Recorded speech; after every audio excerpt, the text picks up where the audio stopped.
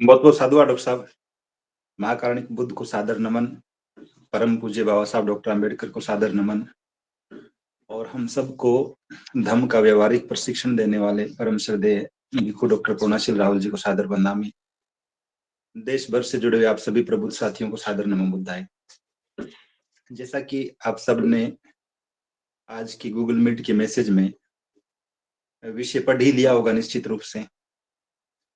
और जब भी हम किसी समाज की बात करते हैं, किसी भी देश की बात करते हैं, भले ही वो किसी भी कालखंड का समय रहा हो, निश्चित रूप से हर एक दौर में महिलाएं जनसंख्या की लगभग आधी आबादी रही।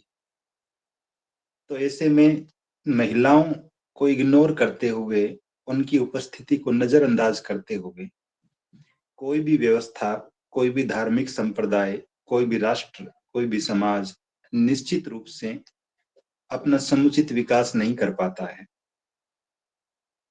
प्राचीन इतिहास पर जब हम नजरें दौड़ाते हैं तो ये बात जरूर समझ में आती है कि ऐसा समय निश्चित रूप से रहा था कभी, जब समाज मात्र सत्तात्मक था, महिलाएं परिवार की मुखिया हुआ करती थी। आप में से बहुत सारे साथियों ने राहुल सांकृत्यायन की वोल्गा से गंगा, अगर वो कहानियों की पुस्तक पढ़ी है। भले ही वो कहानियां हैं,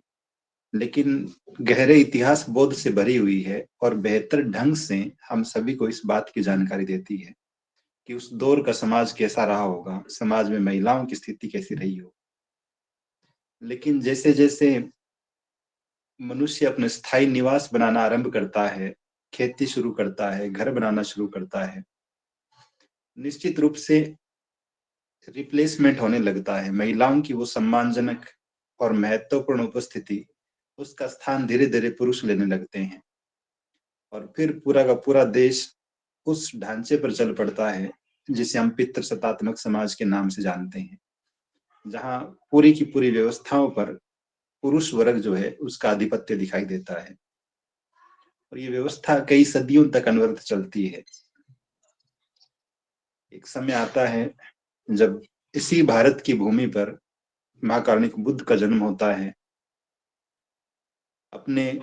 समर्पण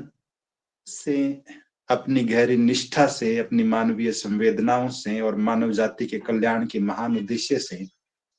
अंततः वो एक ऐसा मार्ग खोजते हैं जो न केवल उस दौर में बल्कि आज भी हम सब के कल्याण का काम कर रहा है। पूरी दुनिया जिसे धर्म के रूप में जानती है, समझती है, मानती है। तो जिस दिन से धम्म की शुरुआत हुई, या फिर यूं कहें कि धम्म चक्र का परिवर्तन हुआ, हम बहुत ही गर्व के साथ ही कह सकते हैं कि उसी समय से महिलाओं की स्थिति का एक नया अध्याय शुरू होता है, जहां से निश्चित रूप से आने वाला समय एक नई करवट लेने वाला था। और पूरा का पूरा भारतीय जनमानस, पूरा का पूरा भारतीय समाज उससे न केवल आंदोलित होने वाला था, न केवल प्रभावित होने वाला था, बल्कि अपने आप को बदलकर एक नए सांचे में ढालने हेतु उद्वेलित था। ऐसे अनगिनत उदाहरण हम पढ़ते हैं जब महाकारुणिक बुद्ध अपने भिक्षुओं के साथ, बाद में भिक्षुणी संघ की स्थापना करने के बाद, बहुत सी उपासिकाएं जो उनकी श्रद्धावान, निष्ठावान शिष्याएं बनकर रही, आजीवन धम्म का प्रचार करती रही, धम्म को सहारा देती रही। तो पूरा का पूरा त्रिपिटक साहित्य, पूरा का पूरा बौद्ध साहित्य इस बात के बारे में बहुत ही रोमांचित कर देने वाली, बहुत ही गौरवान्वित कर देने वाली जानकारी हमें देता है। इसी गूगल मीट में हम कई दिनों तक चर्चाएं करते रहे हैं। थेरी गाथा ग्रंथ पर श्रद्धेय भंते जी ने भी कई देशनाएं दी। धम्म में जो भी आदर्श महिलाएं रही है, बौद्ध महिलाएं रही है, उनके बारे में, और उनकी उपस्थिति ने किस तरह से समाज को, पूरे देश को, मानव जाति को एक नया रास्ता देने का काम किया, तो वो सब चीजें हम बार बार सुनते रहे हैं। आज की इस गूगल मीट में प्राथमिक रूप से मैं दो ही महिला पात्रों पर चर्चा करना चाह रहा हूं आप सभी से। ऐसे अनगिनत नाम हैं जब हम आदर्श बौद्ध महिलाओं की बात करते हैं, क्योंकि 73 नाम तो हम थेरी गाथा में सुनते हैं, पढ़ते हैं। ऐसी महान भिक्षुणियां जो अरहत हुई महाकाणिक बुद्ध के समकालीन धम्म का प्रचार प्रसार करती रही, लेकिन उनके बाद भी अनंत बार ऐसे अवसर आए, ऐसी अनगिनत महिलाएं आई जिन्होंने धम्म प्रचार का न केवल बीड़ा उठाया बल्कि धम्म को एक बहुत ही शुद्ध और मौलिक रूप में स्थापित भी किया आम जनमानस के बीच में। हम सब लोग पढ़ते हैं सम्राट अशोक के बारे में, और जीवन भर जब उन्होंने ये संकल्प लिया कि मैं आज के बाद युद्ध नहीं करूंगा, तलवार फेंक देने के बाद जब वो धम्म की शरण में आते हैं, उसके बाद से बल्कि उसी दिन से उनका पूरा का पूरा जीवन धम्म को समर्पित रहता है। भिक्षुओं भिक्षुणियों को संगदान देते हुए, उन्हें चीवड़ दान देते हुए, उनके भोजन की व्यवस्था करते हुए, उनके लिए विहारों का निर्माण करते हुए वो अपना सर्वस्व न्यौछावर कर देते हैं धम्म की व्यवस्था को स्थापित कर देने के लिए। और ये सब कर देने के बाद भी जब जीवन के आखिरी दिनों में सम्राट अशोक पूछते हैं महाथेर मोगलीपुत्र से कि मैं आजीवन धम्म की व्यवस्था स्थापित करने के लिए, धम्म प्रचार के लिए अपनी सामर्थ्य से बढ़कर काम करता रहा हूं, अब तो मैं धम्म का उत्तराधिकारी बनूंगा ना, लोग मेरे नाम को बड़े गर्व के साथ धम्म के साथ जोड़कर देखेंगे ना, क्योंकि एक राजा की नजरों में धन का दान ही सबसे बड़ा दान था, विहारों का निर्माण कर देना ही सबसे बड़ी सेवा थी, भिक्षुओं को संग दान कर देना ही सबसे बड़ी सेवा थी, उन्हें भोजन दान कर देना ही सबसे बड़ी सेवा थी। लेकिन सम्राट के इस प्रश्न को सुनकर महाथेर मोगलीपुत्र जो बात कहते हैं कि सम्राट बिल्कुल नहीं, आप धम्म के उत्तराधिकारी, धम्म के वारिस नहीं बनने वाले हैं। ये उत्तर सुनकर सम्राट अशोक चौंक जाते हैं कि आखिर मुझसे कहाँ चूक हुई, मैं कौन सा काम नहीं कर पाया। जो बंदे ये कह रहे हैं कि आजीवन धम्म प्रचार के लिए दान और धम्म की व्यवस्था स्थापित करने का महान काम करने के बावजूद भी मैं धम्म का उत्तराधिकारी नहीं कहला पाऊंगा। पूछने पर महाथेर बताते हैं कि सम्राट, धम्म की व्यवस्था के लिए, धम्म का उत्तराधिकारी बनने के लिए कोई व्यक्ति जो सबसे श्रेष्ठतम काम कर सकता है वो है अपनी संतान को धम्म प्रचार के लिए दान कर देना, भिक्षु या भिक्षुणी संघ को भेंट कर देना। और ये बात सुनने के बाद सम्राट अशोक तय करते हैं कि निश्चित रूप से यदि ऐसा करने से धर्म का उत्तराधिकारी बना जा सकता है, धर्म की व्यवस्था में मेरा सर्वोत्तम योगदान हो सकता है ऐसा करने से, तो निश्चित रूप से मैं ये काम भी करूंगा। और वो अपने सुपुत्र महेंद्र और बेटी संघमित्रा दोनों को, एक और बेटी थी जिसका नाम हम बहुत कम सुनते हैं, उसकी बात अभी मैं थोड़ी देर बाद करूंगा। तो वो किस्सा तो हम सब पढ़ते हैं, सुनते हैं कि किस तरह से सम्राट अशोक महेंद्र को, राजकुमार महेंद्र को जो भिक्षु बन चुके थे और 4 दूसरे भिक्षुओं के साथ उन्हें श्रीलंका के लिए रवाना करते हैं, क्योंकि श्रीलंका के राजा तिष्य नाम के जो थे वो बार बार आमंत्रित करते हैं कि धम्म की व्यवस्था के लिए, धम्म के प्रचार के लिए और श्रीलंका के लोगों को भी धम्म से लाभान्वित करने के लिए यहाँ कुछ प्रचारक भेजे जाए। तो राजकुमार जो कई वर्षों तक भारत के सबसे बड़े राजा के महल में पैदा हुआ, बड़ा हुआ, सारी राजसी सुख सुविधाओं का आनंद जिसने अपनी जवानी में लिया, वो राजकुमार निकल पड़ता है बिना इस बात की परवाह किए नाव में बैठकर कि समुद्र की लहरें कहीं डुबो तो नहीं देगी, वहां किसी नए देश में पहुंचने पर किस तरह का वातावरण होगा, किस तरह का माहौल होगा और किस तरह के लोग मिलेंगे, इन सारी बातों को, इन सारी आशंकाओं को दूर छोड़ते हुए महेंद्र श्रीलंका पहुंचते हैं और श्रीलंका में एक तरह से नई धार्मिक क्रांति का सूत्रपात होता है। वही राजा जो महेंद्र को बुलाते हैं श्रीलंका में, उनकी जो जीवन संगिनी थी रानी अनुला, वो भी महेंद्र की देशनाएं लगातार सुनती है, बड़ी प्रभावित होती है और उनके मन में भी ये इच्छा प्रकट होती है कि मुझे भी भिक्षुणी बनना चाहिए। जब ये बात महाथेर महेंद्र को पता चलती है तो वो राजा को सुझाव देते हैं कि हमें भारत से सम्राट अशोक को एक बार पुनः निवेदन करना चाहिए कि वे भिक्षुणी संघमित्रा को भेजें, ताकि वो श्रीलंका की महिलाओं को धम्म का मार्ग बता सके, समझा सके। और इस तरह से एक और इनविटेशन लेटर आता है वापिस, एक सेवक के साथ, एक दूत के साथ, कि श्रीलंका में महिलाओं को, विशेष रूप से राज परिवार की जो महिलाएं हैं, वहां की जो महारानी है अनुला,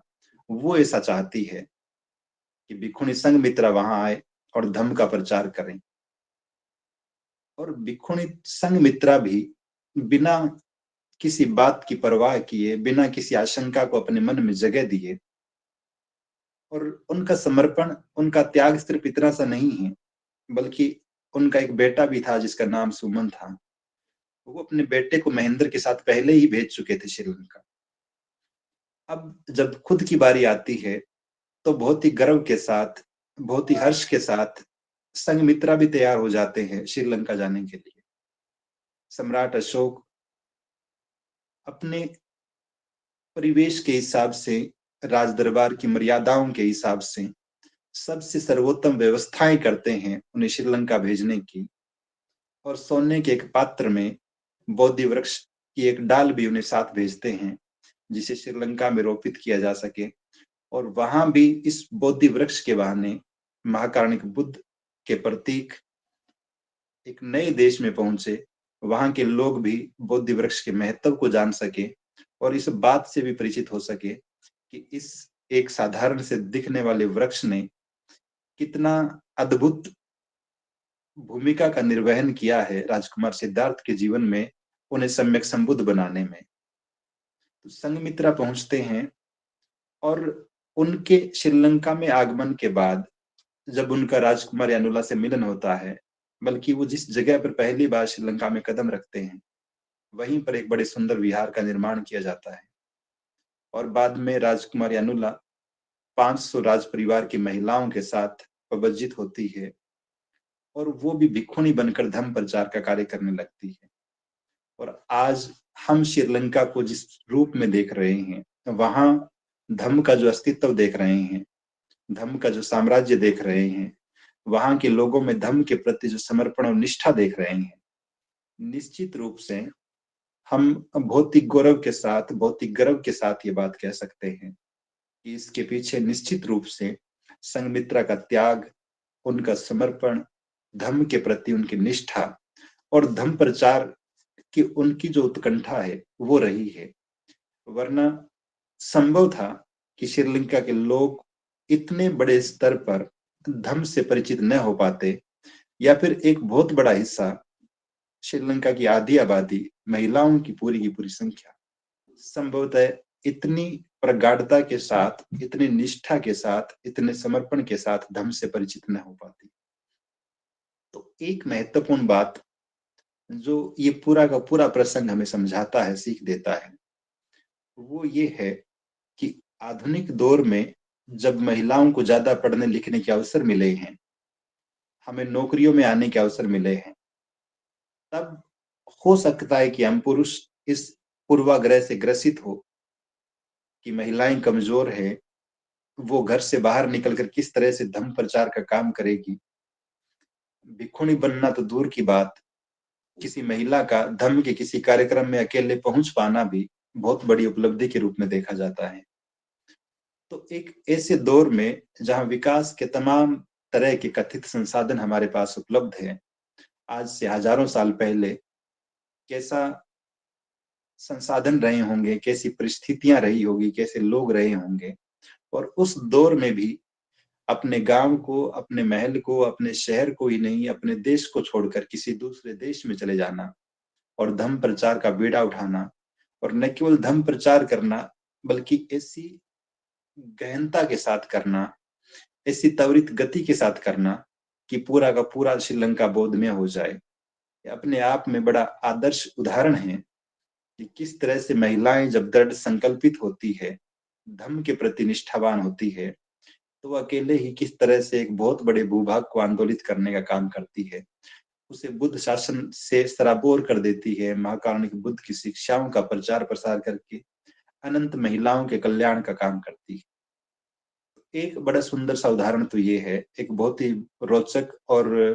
प्रभावशाली प्रेरणादायक व्यक्तित्व संघमित्रा का है। सम्राट अशोक की एक और बेटी थी जिनका जिक्र सामान्यतः बहुत कम लोग करते हैं या बहुत कम पढ़ने सुनने को मिलता है। उनका नाम चारुमती था, कुछ लोग चारुमित्रा भी कहते हैं उन्हें। महेंद्र और संघमित्रा की तरह ये राजकुमारी भी धर्म के प्रति बहुत ही समर्पित थी, क्योंकि जब सम्राट अशोक खुद निष्ठावान थे, खुद श्रद्धावान थे धर्म के प्रति, तो स्वाभाविक रूप से संतानें भी उसी मार्ग पे कदम बढ़ा रही थी। एक राजकुमारी के रूप में चारुमती का पालन पोषण भी बहुत सुख सुविधाओं के साथ हुआ और तय समय पर उनका विवाह भी देवपाल नाम के एक नवयुवक से कर दिया गया। इस घटना को कई साल बीत गए। राज परिवार का हिस्सा रहते हुए ये दंपति यथा सामर्थ्य धर्म की जितनी सेवा हो सकती थी वो कर रहे थे, लेकिन बाद में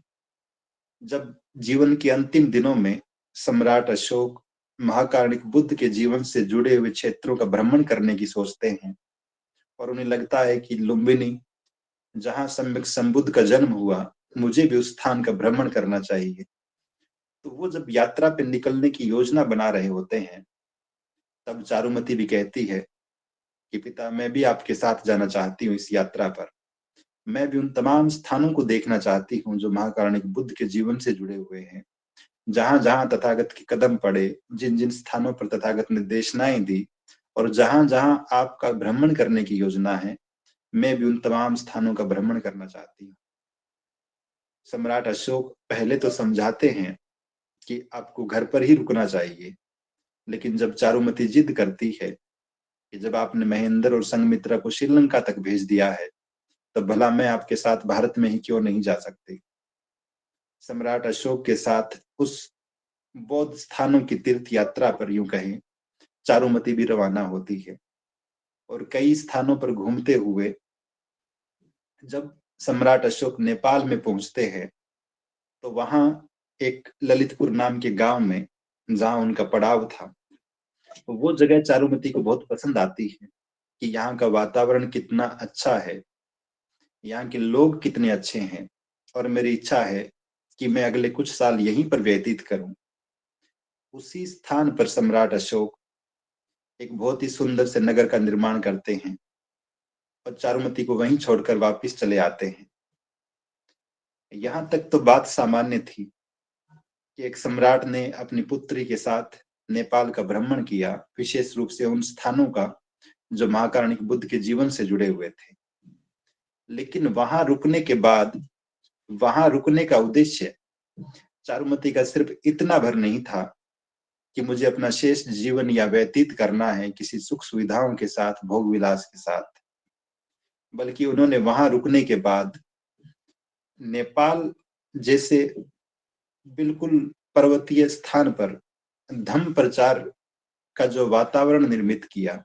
जिस तरह से एक के बाद एक सुंदर विहारों का निर्माण किया, उसी का सुपरिणाम ये हुआ कि आने वाले समय में अनेक भिक्षु और भिक्षुणियां नेपाल जाने लगे। बहुत से धम्म के विद्वान, बहुत सारे यात्री जिनकी धम्म में रुचि थी, वो नेपाल का भ्रमण करने लगे। और जब भी कोई भिक्षु या भिक्षुणी भारत से नेपाल जाता था, जब भी कोई धम्म का विद्वान नेपाल जाता था, तो निश्चित रूप से चारुमती के बनाए हुए वो भौतिक संसाधन एक बहुत बड़े सहायक का काम करते थे, उन्हें उचित सुविधाएं प्रदान करते थे, धर्म प्रचार का उचित वातावरण प्रदान करते थे। बहुत सारे सेवक और सेविकाएं उपलब्ध रहते थे आने वाले भिक्षुओं और भिक्षुणियों के लिए। और उन सब का सामूहिक प्रभाव ये हुआ कि नेपाल में भी धम्म अपने शुद्धतम रूप में पांव जमा सका। अब यदि इन दोनों पात्रों को हम देखें, भारत का मानचित्र आप सबने देखा होगा। श्रीलंका है भारत के बिल्कुल निचले हिस्से में, जिसे हम दक्षिणी सिरा कहें,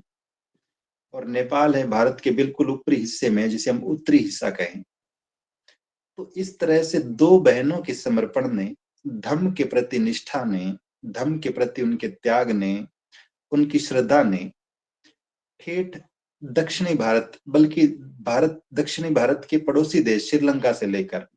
उत्तरी भारत और उत्तरी भारत के पड़ोसी देश नेपाल तक धर्म की जिस पताका को फहराया, धर्म के जिस चक्र को गतिमान किया, गति दी, निश्चित रूप से उसका प्रभाव ये रहा कि अंग्रेजों के आने तक, ब्रिटिश काल तक हम पढ़ते हैं कि नेपाल एक बौद्ध राष्ट्र था। और अंग्रेजों के जमाने तक ऐसे किस्से सुनने को मिलते हैं कि किसी प्रतिक्रांति के दौर में वहां के बहुत बड़े बड़े मठों से धर्म ग्रंथों को, त्रिपिटक साहित्य को सड़कों पर फेंकवा दिया गया, जिसे किन्हीं अंग्रेज विद्वानों ने सहेजने का काम किया। आज भी नेपाल के तथाकथित किसी धर्म विशेष के मंदिर, अगर उनकी सच्चाई, उनकी तहकीकात की जाए तो हमें इस बात के ढेरों प्रमाण मिलते हैं कि वो निश्चित रूप से धर्म के केंद्र रहे हैं, धर्म की गतिविधियों के केंद्र रहे हैं। और ये सारा का सारा परिणाम, ये सारा का सारा प्रभाव निश्चित रूप से श्रीलंका में, यदि धर्म की स्थापना का क्रेडिट महेंद्र और संघमित्रा को जाता है, तो निश्चित रूप से नेपाल में भी धर्म प्रचार और धर्म की व्यवस्था को स्थापित करने का श्रेय सम्राट अशोक की दूसरी पुत्री चारुमती को जाता है। तो इन दो बहनों के समर्पण ने, दो बहनों के त्याग ने धर्म की जिस व्यवस्था को स्थापित किया, धर्म की जिस व्यवस्था को गति दी, वो अपने आप में बड़ी अद्भुत है, बड़ी ऐतिहासिक है। और उसने आज तक, आज जब हम बात कर रहे हैं, इस समय तक धर्म को सहेजने का काम किया है। अब अगर मैं थोड़ा सा वर्तमान की बात करूं, इसी चीज को, इन्हीं बातों को हम सबसे कनेक्ट करते हुए, तो 2024 या 25 में जब हम देख रहे हैं कि पूरे देश में भले ही परिस्थितियां कैसी भी हो, लेकिन हम इस बात से इनकार नहीं कर सकते, नकारात्मक बातें करने वाले लोग कहते रहे, लेकिन सकारात्मकता के नाम पर भी हमारे पास बहुत कुछ है। धर्म प्रचार के लिए बेहतर माहौल है। जैसे संसाधन इस वक्त हमारे हाथों में हैं, ऐसे संसाधन कभी हमारे पूर्वजों के पास नहीं रहे होंगे। तो हम जिस गति के साथ धर्म प्रचार का काम कर रहे हैं, विशेष रूप से आधुनिक भारत में इस सदी में श्रद्धेय भंते राहुल जी के नेतृत्व में धम्मभूमि जिस गति से काम कर रही है, निश्चित रूप से ये भी अपने आप में एक अद्भुत क्रांति है, एक ऐतिहासिक क्रांति है। और जब जब कुछ नेतृत्वकर्ता समाज से निकल कर आते हैं, निश्चित रूप से उन्हें नेतृत्वकर्ता बनाने में, उनके आंदोलन को गति देने में, उस दौर की परिस्थितियां, उस दौर की लीडरशिप, उस दौर का मार्गदर्शन बड़ा निर्णायक साबित होता है। तो हम सब लोगों के लिए भी ये सुखद अवसर है, सुसंयोग है। देश भर में इस वक्त, विशेष रूप से मैं महिलाओं के संदर्भ में बात कर रहा हूं, हो सकता है कि दक्षिणी भारत के कुछ राज्य में या किसी एक राज्य में, महाराष्ट्र में बहुत सारी भिखुड़ियां काम कर रही हो सकता है बिहार में भी कुछ भिखुड़ियां काम कर रही हो। निश्चित रूप से उन तमाम महिलाओं के प्रयासों को हम साधुवाद ज्ञापित करते हैं, लेकिन धम्मभूमि भी अपने आप में एक प्लेटफॉर्म है जहां पे अनगिनत अवसर सारी महिलाओं के लिए खुले हैं कि वो किस तरह से श्रद्धेय भंते जी के कुशल नेतृत्व में, उनके मार्गदर्शन में, क्योंकि धर्म के फील्ड में इससे बेहतर मार्गदर्शन, इससे बेहतर नेतृत्वकर्ता हमें मिल नहीं सकते, इनसे बेहतर प्रशिक्षक हमें मिल नहीं सकते। तो अगर हम इन संभावनाओं का सदुपयोग करते हुए धर्म की व्यवस्था को स्थापित करने का प्रयास करें, और प्राचीन भारत के इतिहास में जिस तरह से उन आदर्श बौद्ध महिलाओं ने अपनी सक्रिय सहभागिता दिखाते हुए धर्म की व्यवस्था को स्थापित किया, धर्म के चक्र को गतिशील किया, आधुनिक भारत में हम सब लोग भी, बहुत सी महिलाएं भी धम्मभूमि के इस आंदोलन से जुड़कर, धम्मभूमि के प्रशिक्षण कार्यक्रमों से जुड़कर, इस संभावना का अवसर उठाते हुए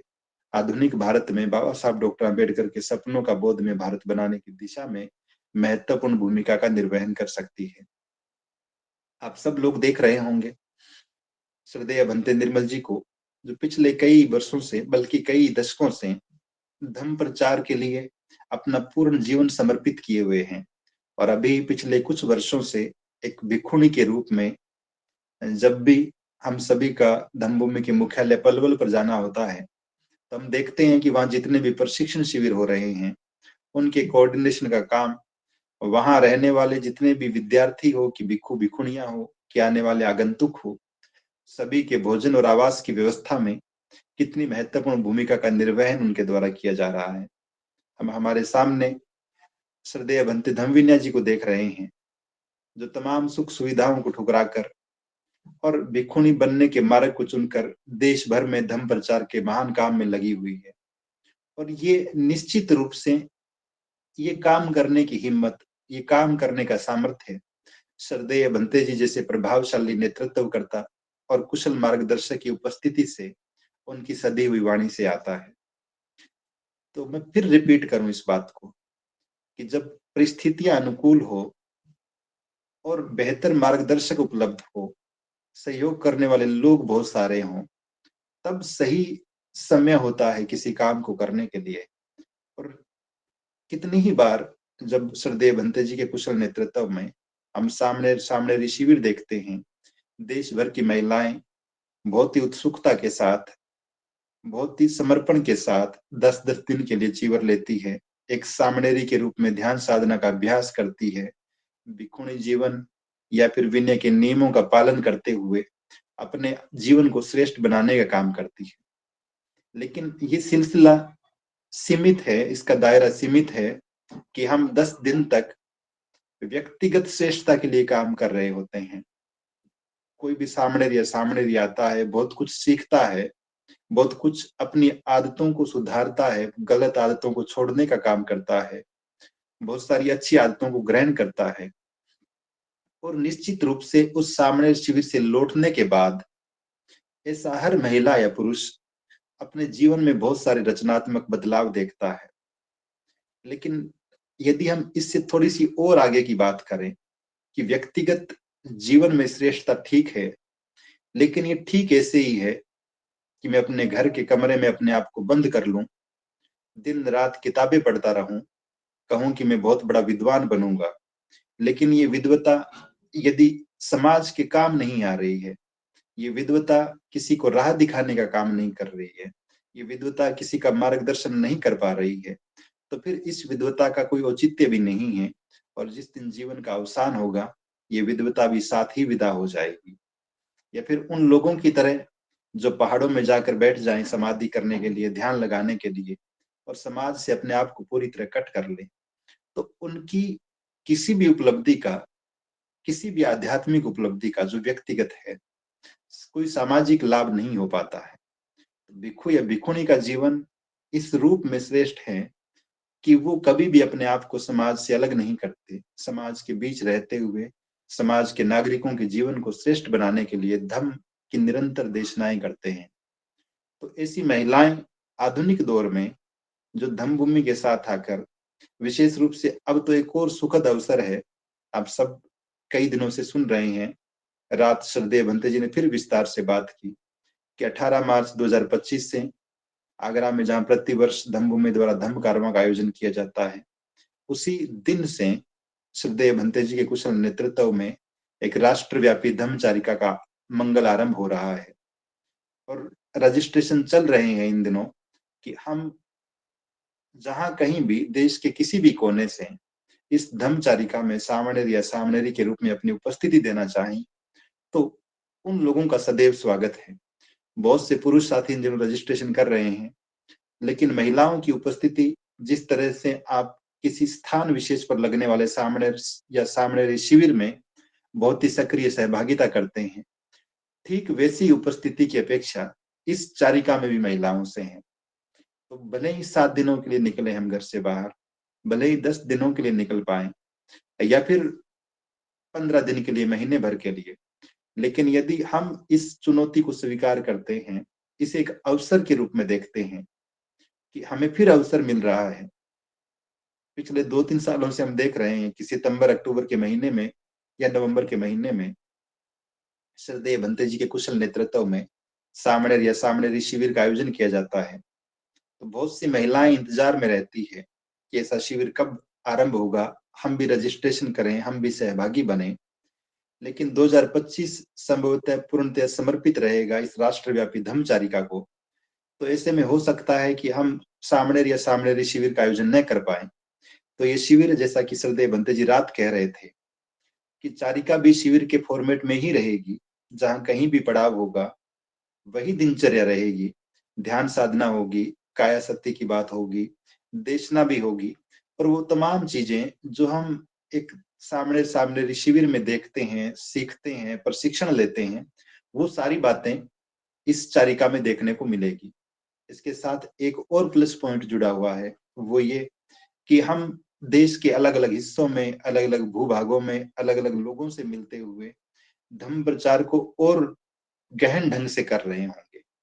तो ये अवसर अपने आप में किसी सामणेर शिविर से भी बड़ा है। इसके दो तरफा लाभ हो रहे हैं। सामणेर शिविर की सारी गतिविधियां तो है ही, साथ में अलग-अलग जगहों पर भ्रमण करने, धम्म प्रचार के इस महान काम में सहभागी बनने का अवसर भी मिल रहा है। सामणेर शिविर संभव है कि आपको व्यक्तिगत उन्नति के अवसर प्रदान करता हो, लेकिन अब हम धम्म की उन्नति के लिए, धम्म के प्रचार के लिए, धम्म की व्यवस्था को स्थापित करने के लिए एक शहर से दूसरे शहर, एक राज्य से दूसरे राज्य में जा रहे होंगे। तो जो महिलाएं इस आह्वान में, इस चारिका में, इस कारवां में कदम ताल करना चाहती हैं, उनसे भी मेरा करबद्ध निवेदन है कि आप भी रजिस्ट्रेशन करें, और जितनी निष्ठा के साथ आप सामने शिविर का हिस्सा बनती है, उतनी ही निष्ठा के साथ, उतने ही समर्पण के साथ इस चारिका का हिस्सा भी बनने का प्रयास करें। घर की परिस्थितियां प्रतिकूल हो सकता है कि परिवार भी उतना सपोर्टिव ना हो, और एक गृहस्थ जीवन में ढेरों दुविधाएं होती है, इस बात से इनकार नहीं किया जा सकता। लेकिन उसके बावजूद भी अगर हम संकल्पित मन से एक छोटा सा प्रसंग साझा करते मैं अपनी बात खत्म करूं। आप सबने बुद्ध और उनका धम्म ग्रंथ पढ़ा है। उसी धम्म ग्रंथ में दो घटनाएं आज के विषय के बारे में पढ़ते हुए जब मैं पेज पलट रहा था तो मेरे सामने आई। एक अद्भुत घटना तो ये है कि जब हम भिक्षुणी संघ की बात करते हैं तो पढ़ते हैं कि महाप्रजापति गौतमी जो है वो पहले भिक्षुणी बनी, उनके साथ 5 सुशाक्य संघ की महिलाओं ने भी बजा ली। तो पहली बौद्ध भिक्षुणी के रूप में हम महाप्रजापति गौतमी के नाम को देखते हैं। लेकिन आज ही पन्ने पलटते हुए ख्याल दिमाग में आया, जब महाकारुणिक बुद्ध वापिस आते हैं कपिलवस्तु में और यशोधरा और राहुल से भेंट करते हैं, तब शुद्धोधन बताते हैं सम्यक संबुद्ध को कि जिस दिन से यशोधरा ने सुना कि उनके जीवन साथी सम्यक संबुद्ध हो गए हैं, उन्होंने सिर मुंडवा लिया है, तो यशोधरा ने भी सिर मुंडवा लिया था। जब इन्हें पता लगा यशोधरा को कि सम्यक संबुद्ध तो एक वक्त ही खाना खाते हैं,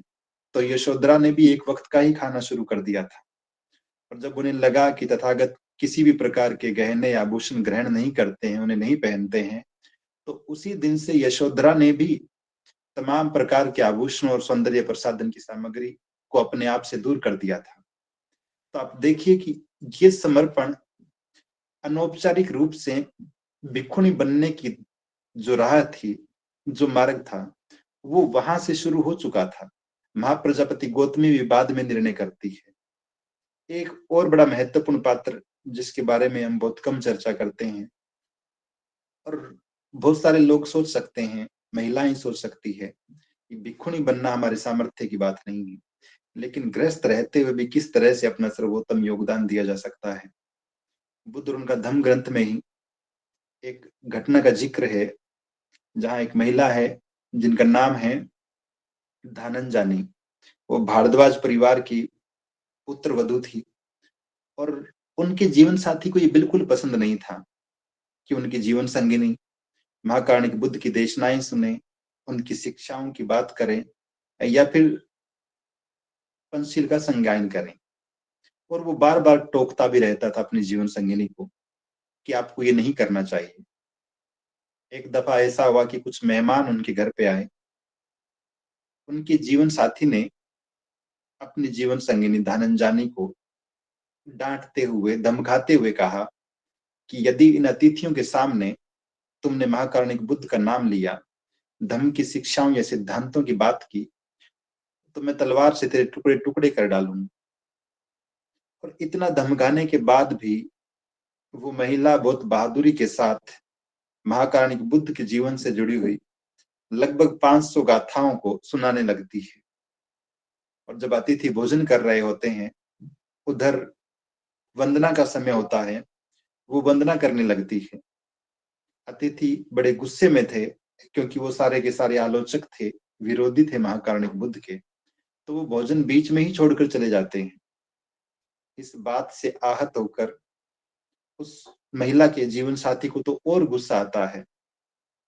और वो बहुत गुस्से में कहता है कि आखिर कौन है वो व्यक्ति, वो सिर मुंडा हुआ व्यक्ति जिसकी प्रशस्ति तो दिन रात गाती रहती है। मैं उसके पास जाकर तुम्हें बताऊंगा कि तुम गलत राह पर हो। बहुत आक्रोशित होकर वो पुरुष जब महाकारुणिक बुद्ध के पास जाता है और एक सवाल पूछता है, क्योंकि वो खुद गुस्से में भरा हुआ था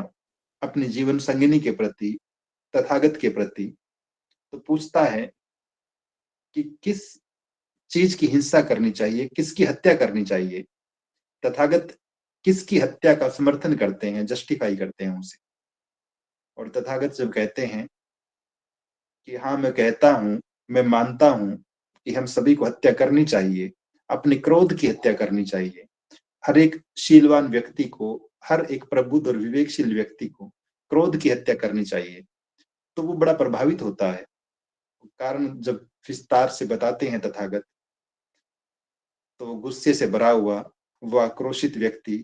जो उम्र भर महाकारुणिक बुद्ध का विरोधी रहा, उनका आलोचक रहा, जिनका नाम तक उसे पसंद नहीं था, वो तथागत की शरण में जाकर भिक्षु बन जाता है। तो ये प्रभाव महिलाओं के समर्पण का, उनके दृढ़ संकल्प का ही है कि जो लोग आलोचक बने हुए हैं, विरोधी बने हुए हैं, वो तक तथागत की शरण में चले आए। तो हम सब भी इसी समर्पण के साथ, इसी निष्ठा के साथ, इसी जीवटता के साथ यदि धम्म के प्रचार की राह चुनेंगे तो निश्चित रूप से बाबा साहब डॉक्टर अंबेडकर की बौद्ध में भारत की परिसंकल्पना को बल मिलेगा, धम्म की व्यवस्था स्थापित करने को बल मिलेगा और अंततः धम्म भूमि का श्रेष्ठ जीवन का जो आंदोलन है